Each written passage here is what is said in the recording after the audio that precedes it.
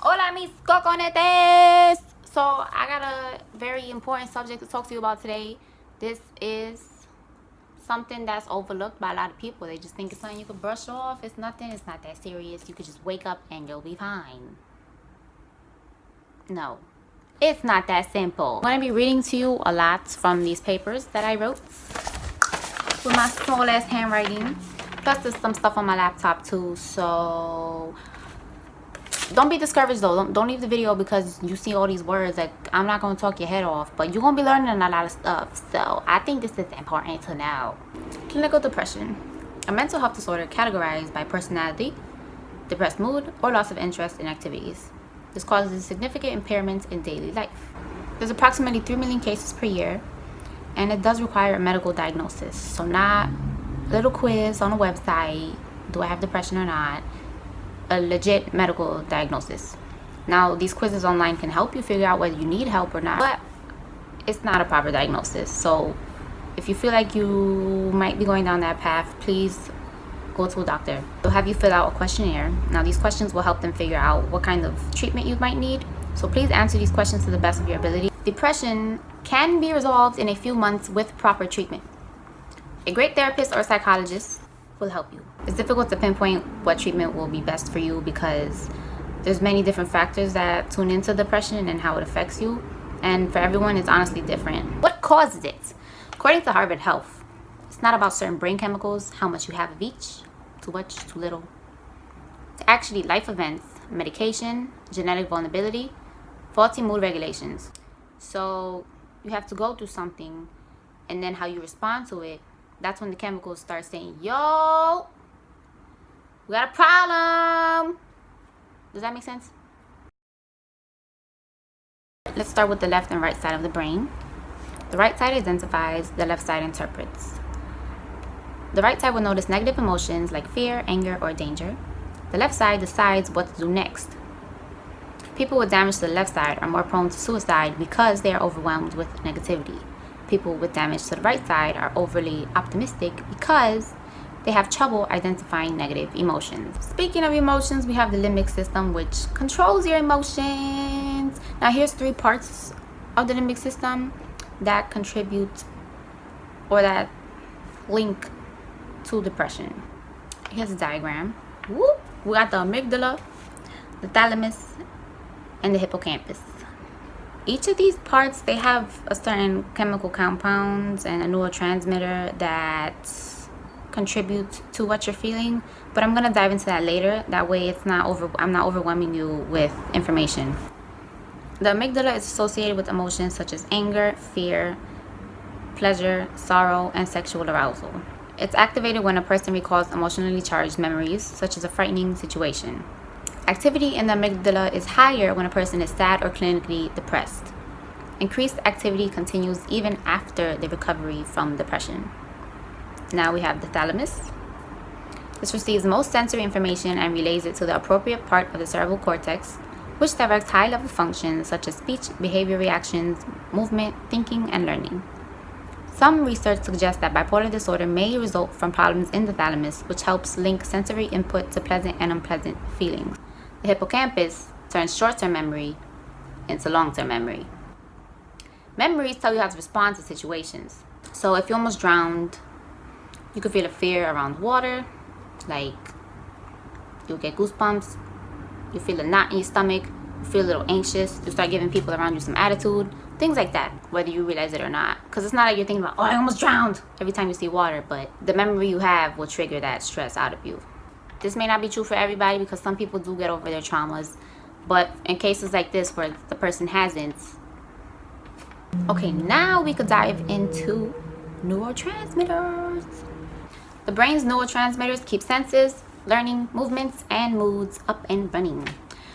Those who are severely depressed or maniac may have oversensitive or insensitive receptors to a specific neurotransmitter, or maybe the message between cells are weak, they're only pumping a small amount of the neurotransmitter out.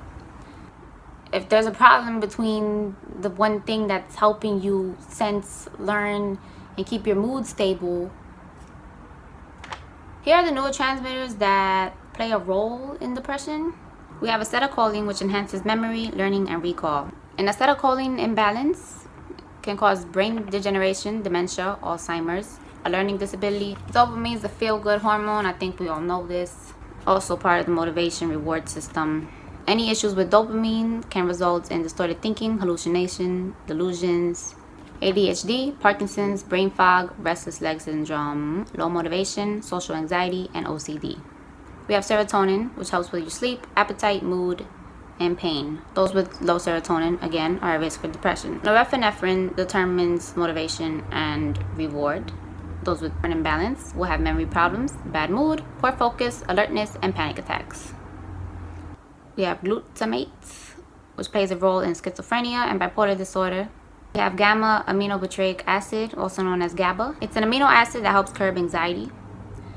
Those with an imbalance will have anxiety, maniac behavior, bipolar disorder, impulsivity, slow mental processing, disorganized thinking, sleep problems, and epilepsy. The hypothalamus is what sends out the stress signal. So I don't know if you remember from the diagram earlier. There it is. So basically it joins the pituitary gland and adrenal glands and just gets you riled up and stimulates the secretion of ACTH. I'm just gonna write the word. Boom. It pulses into your bloodstream, and then when it reaches your adrenal glands, it releases cortisol.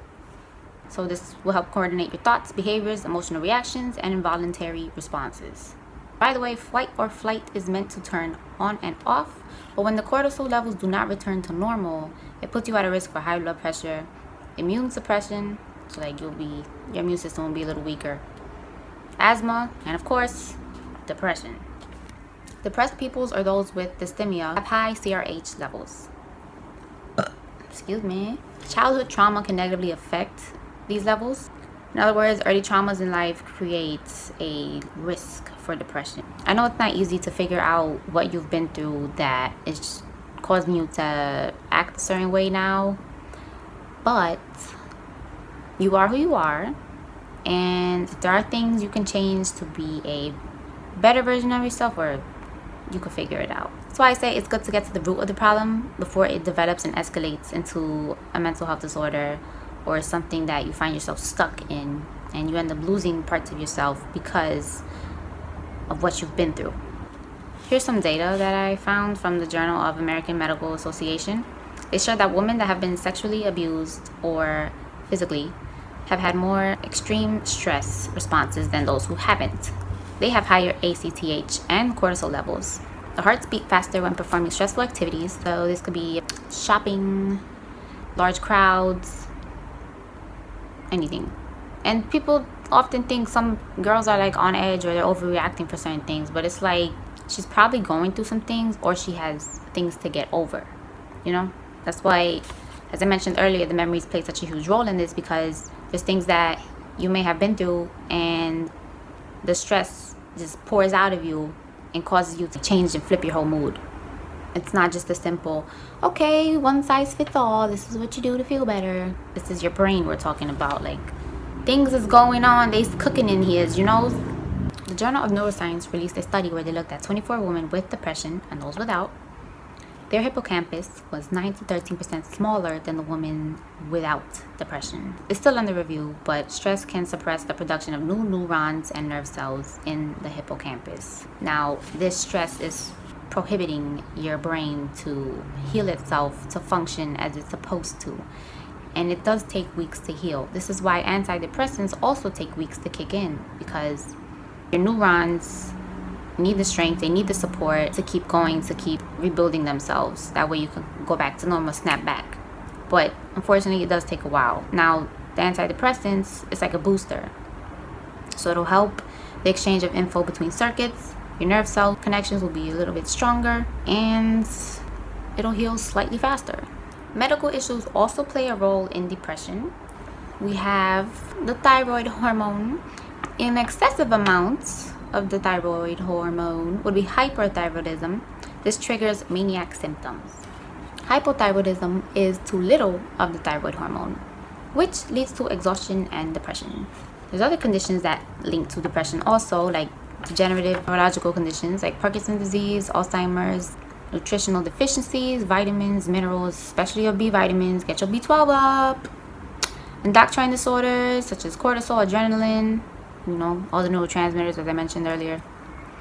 Immune diseases like lupus, multiple sclerosis, HIV infections, hepatitis, cancer, erectile dysfunction. If someone is genetically vulnerable to depression, any form of negative stress will set them off balance. Now, there's some people who may not know their genetic line, and that's okay. I do have something for you. So, of course, your temperament. Pay attention to how you act and react around certain places, people, things, words. Based on this, you'll know what parts of yourself you need to heal. Now, of course, you may not get it right away. It does take time to figure out what you need to focus on and work on yourself, but as long as you're paying attention to things like what upsets you, what gets you upset in certain situations, that's really helpful. To me, it's a good step forward into not falling into the sunken hole. Example could be someone's chewing very loudly, so instead of getting upset and just like slamming your utensils, treating everyone with attitude, you could just get up, walk away, come back, or you could just zone them out, tune them out, or think about something else. Another thing you could keep your eye on is your viewpoints on life. Like, how are you looking at things? Do you feel like you're unworthy of love? You don't deserve it? This will reflect in your relationships, unfortunately. Like, you'll feel like, ugh, why am I here? Do they really love me? You might avoid getting into relationships. You might be very distant from your friends and lovers or whatever you're into.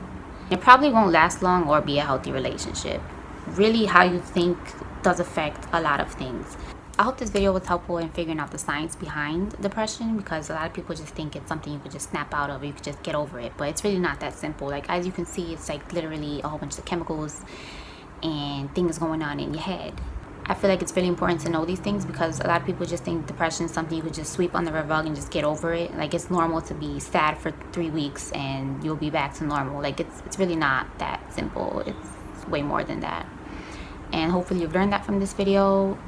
Please let me know how you feel about it. This is an educational video, and I'm not known for educational videos. I usually just talk about relationships, and this is mental health. So yeah, let me know. And if you enjoyed, I appreciate it. And of course, please take care of yourself.